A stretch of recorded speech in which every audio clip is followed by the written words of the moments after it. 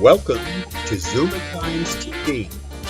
And here's your host, Anita Finley. So everybody, here we are again. We love doing these because not only do you get to hear the interesting stories of our advertisers or our friends or entertainers, but you also get to see them. And I think in live color, since I used to do the radio so often, people couldn't see you. We had to then, put a different face on there. So this is a splendid way. And I love life stories. That's why we have so many authors, but we have a special life story person because that's his company. Ed Wilks has a great company that takes all your life's history and he helps you put it together, whether it's a book or if it's a memoir or if it's something. But if you'll hear him as he talks, but make sure you write down the phone number and don't wait till it's too late. Do it for your family. So welcome to our Zoomer Times, Ed Wilks. Thank you, Anita. Let's start from the very beginning. Of course, you've been a journalist and you've been in this field, but what made you decide to go full board on helping people getting their life stories out? Well, I was a journalist for many, many years. And then in 1999, I decided that I wanted to be in business for myself.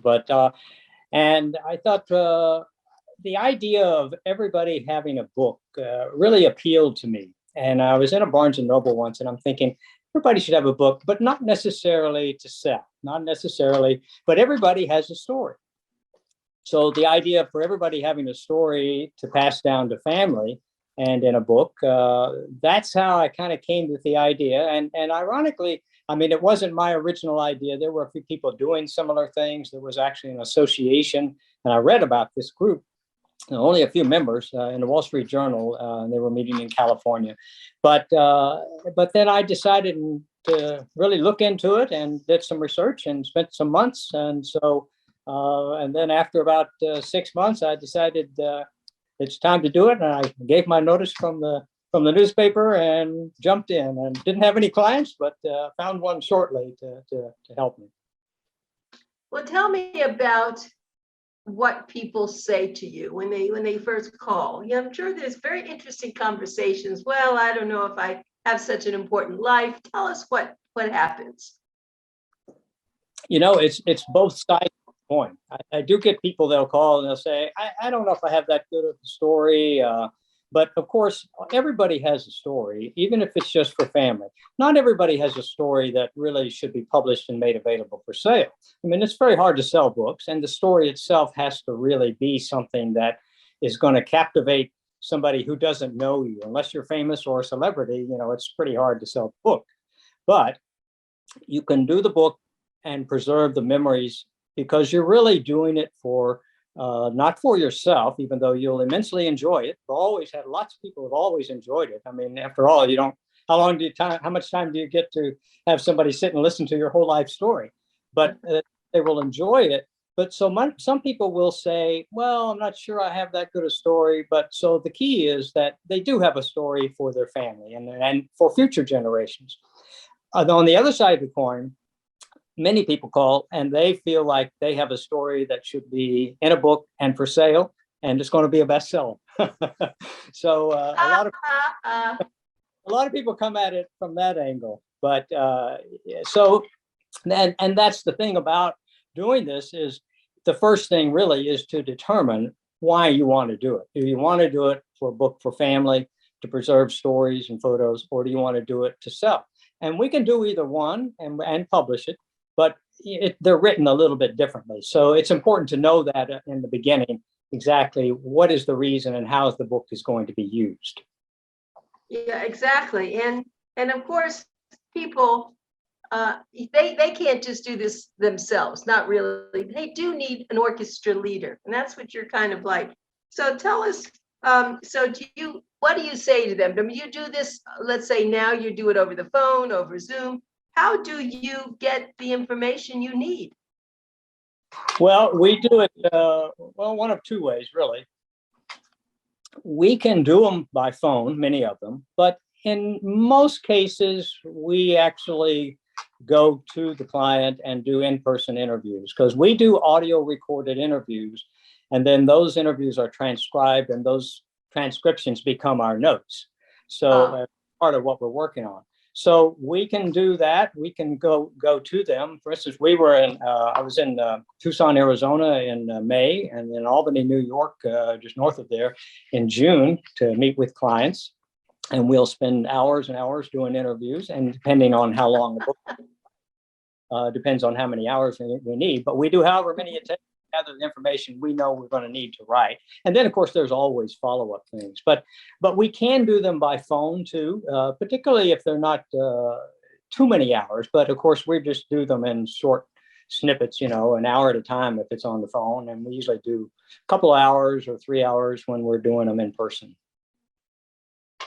Well, let me tell everyone again, this is Ed Wilks, and you can call him at 904-293-9893. And we'll give you that information as we go along. But we're talking now about how to write a book, your life story. It may not be a book that sells, like a novel or a mystery, but it will be an important book. And as Ed says, your family, it really doesn't know a lot about you. In fact, Ed, I have to tell you that since I've talked with you, I started taking little tidbits of things I knew, and I said to my cousins, I have some, family, did you know that I ever did this? Or no, I didn't know that. And so I started giving them these little pieces of information and said, gee, there's a lot of things that nobody knows. So I think that a lot of people have all these tidbits. And I think that some of the families, they have lots and lots of kids, grandchildren. Now people are living, of course, into their 80s and 90s. What a whirlwind. Yeah, and speaking of having the tidbits of different stories that you think about, that's really one of the ways that we tell people that if they are going to write their own, because we do get people who want to write them, and I think it's wonderful. I mean, not everybody's going to hire us to write their story, but I think it's good if you can write it, then do it. And one of the ways that I suggest, and I have a list of the way to get started, but one of them is to pick out stories, just vignettes or stories from your life, and then write them as short stories. And don't worry about organizing them yet. You can do that later by theme. We've done that with some people. And so that's one way to do it, or just to write about a story. Just start writing the topics down, and then write later on. You can always put it together later, but it becomes a series of stories as opposed to a book that's a narrative. But either way, you're getting the stories down. Well, it also brought up, one of my cousins said, well, don't you remember what you did for my mother? I said, what did I do? She said, well, my mother used to write poems every time there was an anniversary or a wedding or a birthday, and she wrote a poem, and you gathered up all the poems and you put it into a hardback book. And I then remembered that. I found a place that I could just give them to, and the family loves those poems. Yeah. It's true. People do enjoy it. And what I found, and this kind of surprised me in the very beginning when I started this, but even with the very first book that we did, relatives come out of the woodwork when they know that you've got a book, because they might be in there. But either way, they're interested in others. Like the first woman, the one that we did, she lived in Daytona Beach, Ormond Beach, and she had a relative, she said, in Iowa that contacted her when she heard about her book. And she was just doing her book for family. It wasn't for it to sell. But family members here at far and beyond sometimes are very interested in the stories. So it's good to do. You never know who's going to do it, who's going to be interested in it, and particularly many years later too. That's the thing about it. So Ed, do you include pictures into your books? Yes, in almost all of them that we do, again, depending on the book, because we write short books and we write very long books, but we'll have, I would say most of ours have anywhere from 20 to 60 or 80 pictures. And wow. yeah, that's a lot for some of them, and so the key with the pictures though is we're not doing a photo book per se, but the idea when we do the pictures is you want to do a representative sample of your life story. So, you have a few pictures of maybe grandparents or parents, and then you have pictures of family or siblings or yourself as a youngster and the baby, and then all the way through. But you don't have lots and lots about one thing if it's truly just a biography or covering a whole life story. So we'll put pictures in throughout, and then some with the children and grandchildren. So just try to make it a representative sample of the different aspects and different time periods of your life. Well, you don't know this, but Dan has, I believe, 4 sisters, and he's the only brother. And boy, does he have stories to tell. I hear about all the time. I think he's going to be thinking about writing some sort of a memoir, a book, because, oh my goodness, the stories must be crazy in his family. But I just love what you do. And it's called, if you go into our October issue, you'll see this magazine cover. And then inside you will see, it's called Your Life Story. We write the book. And the phone number to call for more information, actually the company's called Legends and Memories. Legacies, sorry. They are legends. So. Legasiesandmemories.com. Legasiesandmemories.com. And you get a complimentary consultation. So you don't have to pay for anything. Just call and just talk to Ed and see if there's something there. And his phone number is 904-293-9893. And I believe that your home office is in St. Augustine. That's right. Yeah.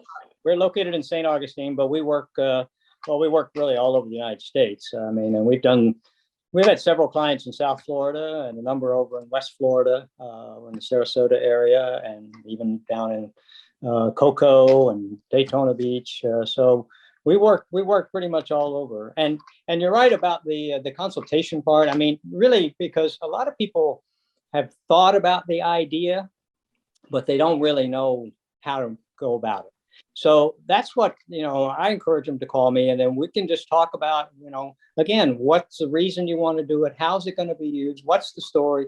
And then kind of figure out whether help them determine a path to do it. When sometimes people want to do the writing themselves, and that's okay too, because they want to write it. And then, but once they do that, I mean, they can come back to us, and then we can help them with the editing and producing the books, and or if it's a book to be sold, to publish, because we also publish books.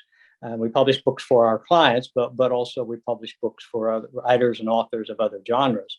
But if somebody's writing their memoir, like I have a gentleman called today that's doing that, so at some point he's going to be looking to produce books. So most people, when they write their own, they write it, and then it's like, okay, what do I do now? So the first thing, of course, is to get it. We have to have it edited, and we have editors to do that too, or you can have it edited. But they all have to be edited before they're going to go into a book. All of us need editors. Even professional writers need editors. True. I'll tell you another story I was just thinking about. My husband was a fabulous writer, and he was an urban planner, and he lived a great life. He died at 93 about 4 years ago, and he wrote a memoir. It's very thick because he was in World War II. He flew B-17s. Anyway, he wrote this whole thing, and it was really great. So, and I have it. And his daughter came to visit. She's in her 60s, and she went through it, and she started making corrections. She said, no, that didn't, because she didn't know that. She didn't remember. And of course, he was divorced, married me. And some of the things in there, I don't think she liked. So this was quite a memoir. Yeah, not copy editing. Well, Anita, that brings up a good point too about, people don't always remember stories the same. Siblings don't remember the same story the same. And we run into that a lot. I mean, because we actually, in our bigger books, we actually do interviews with usually the spouse and some business associates or friends. And then we also do interviews with children and grandchildren, but we do those by email questions. But we weave into the manuscript their memories about the parent or grandparent and the values that they learn, what they learned from them. But what you find is that siblings, particularly when you interview them, they can be talking about the same story, but it won't be they may not remember it quite the same.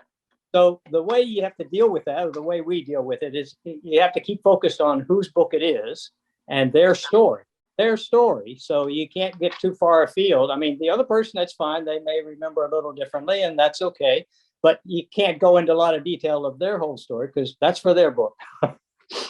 That's right. I mean, I'm sure that you are quite a sensitive person, and when you see some of these deals happening, you kind of take it the way it's supposed to be. But I was even thinking, I know a lot of elder couples, and sometimes whether it's a man or a woman, and they're talking, and the other person keeps interrupting them. No, and they go on, and they keep correcting them. So I'm sure you run into that also. We do so much. Since the beginning, we don't do interviews at the same time with the husband and wife. Those are done separately because it's impossible, really. As you say, people correct each other and drives the crazy, trying to transcribe something like this. But it's so much easier than to do the interview with each person, and then we put that all together. If we're doing both stories. And when you think about the time that it may take, I guess it varies depending on how long a story, how quickly they want it. I'm sure some have even taken a year, depending on, how fast you can get them to talk and yeah, how long it is. It does. It can take a year.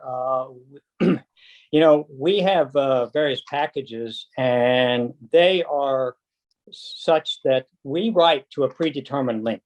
And a lot of people say, well, how can you do that? But we did it for many years. All journalists do it. You write to the space.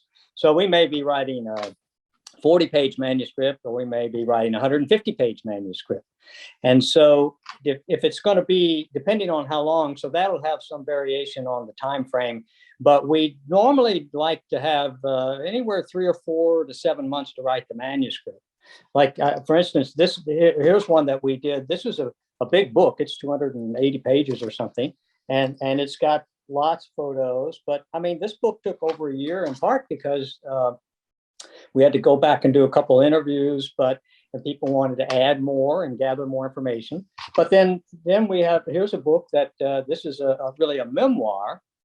And this is of a gentleman who is in his 80s, but the book is about his time in a Japanese prison camp in Indonesia when he was about 3.5 years, and he was in there for like 3 years. So that's the only book is focused on, but it's wonderful. But that book didn't take a year. It took probably 8 months, 9 months. We did interviews and then the writing, and it doesn't really have. He only had a couple of photos. It really weren't photos from back then, and but it didn't take as long. And the book itself is about, I think it's 135, 140 pages, something like that. And then others like this one is another one of an entrepreneur and his family, about family businesses, and this 220 pages. And this book, it took probably a year because there were interviews, and it has lots and lots of photos and the whole story and lots of information. And I'll just show you one more. This one is a woman in, actually she's in Palm Beach, and she was a fashion model in Montreal, and she did these books for her family. And it took quite a while. And actually, it took several years because she had some health issues in the middle of all of that kind of put things on hold. So, but the shorter books, they're going to take a little bit less time, but it's pretty involved. It's a very labor-intensive process, and the writing. And so, but the writing part is when we do that, and then of course our clients ultimately, I mean, they're approving the manuscript. And generally, it's more a matter of making corrections for spellings or things that that are factual things, because we do some research on things, but it just takes a while for them to read it. Then we make any changes, and then you got the process of picking the photos, and we work with them, and then you got to go through. Once you got all that and the captions written, then you go through all of the design, the layout, and that takes a little time. And then, of course, they look at the proofs of that, and then designing the cover, and depending on whether it's going to be a paperback or hardcover, or we do hardcover with dust jackets or paper. So there's all that design work and layout and everything and getting it ready. But they're involved in terms of approving it all the way through. And then by that time, then you're ready to produce the books, and takes a little bit of time to do that. But it's a process to do it. Oh my, I'm so glad that you told us about this, Ed. Well, let me just tell you something else here. Well, first let me just introduce you again, Ed Wilks, and Ed is the owner of Legacies and Memories.com. That you can go on that website and see what he does, legacieandmemories.com. I was talking to a woman the other day. I just met her, and her story is so fascinating. She was really big time in design, and amazing woman. And she's traveled to Africa 15 times. So anyway, I kept saying to her, thinking of you, but I kept saying, you've just got to write a book. She said, well, I don't know how to do that. And I said, well, I can help you with that. I didn't mean I could help you. So she said, well, I'm going to think about that. But I said, for you. And then she moved and tossed a lot of pictures of these beautiful designs. Sometimes she said, someone would say, you can have $1 million to design my interiors. I thought, really? That's light. That's a lot of money. I said, so where are the two? I just threw everything out. I said, wait a minute. The first thing you need to do now, go back to those people or go back to the big magazines that featured you, get those pictures. And so my idea, as I get to know her more, is to recommend that she speak with you. Yeah. And speaking of the pictures too, and people like her, she does have a story, obviously. Big story. But hard to put it all together. And with photos, we use a lot of photos, and sometimes there are some photos we can't use if we can't get permission, because you got to have, don't have the copyright. We ran into that particularly with the one with the model. There were some we couldn't because they had, someone else owned the copyright. In some cases, we can get permission from if someone else has the copyright. But that's important for us to try to be sure that you have permission to use them. And although people always feel like they have permission because they have the photo, but even the old days when these studios would take photos that a lot of people still have, but the studio actually owned them. But you can get permission from them too, especially when it's a book for family, or information from a newspaper or something, or pictures, because it's not commercial. It's a little trickier if you're going to do the book commercial, to publish and sell. But those are just little things to work around and work through as you do the book. Well, that's why your consultation is extremely important, because people don't really understand a lot of these things. How long have you been doing this in your company? I started in 1999. So it was August of 1999, so 21 years or so. A lot of experience. And people can't just make that up casually, and they'll spend more money with errors than just going to someone like you. So you think someone could get a memoir for about $1,800, depending if it's not huge, just a general, fairly small memoir? Does that make sense? Fortunately, no. It's a little more involved in that. But we do.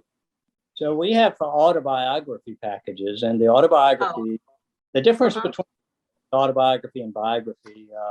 We write mostly biographies, which means in third person. We just think they're a better read, and you don't have the I that you have with autobiographies. And we also interview other people. We're able to bring in a lot more in the biographies. And those are more expensive. The autobiographies, which just involves recording the person, and then you take out the questions of the interviewer and then smooth the narrative and such. But we have packages, and all of our packages are turnkey service. The person doesn't have to do any writing. We do everything from gathering the stories to the book end up the book production. So, and our packages for like our autobiography, we have a small package. It's $6,800, and it's 10% down at the start. Then it's paid over time while we're working on them. And then with all of them, you don't have to pay the last payment until you actually have your books. And then we have another little larger package on the autobiographies, and then the biographies start at $19,800 and go up. But they're more involved. And in all of those bigger packages, you get lots and lots of books too, and choice of hardcover with dust jackets or paperback. And then we can customize too to fit whatever somebody needs in terms of, the type of books, or they want to add more photos, or whatever. We can work with them to craft a custom package. So I guess you ask them what their budget is, and then you can tell them what they can get for that. Yeah, or more times than not, they tell us that they're right. Okay. Or well, that I'm really happy to have had you on our show. You're just filled with great information, Ed, and we hope that people will call you at the 904-293-9893. This is Ed Wilks, and it's legacesandmemories.com. And hopefully you'll be able to tell me a lot more stories next time. Absolutely. And I thank you so much to be able to spend time and talk about all of this. I appreciate that. It's been wonderful for me because I'm so much into what you do. Thank you so much again. Thank you, Anita. Okay, Dan. So I want to just say goodbye to everybody too.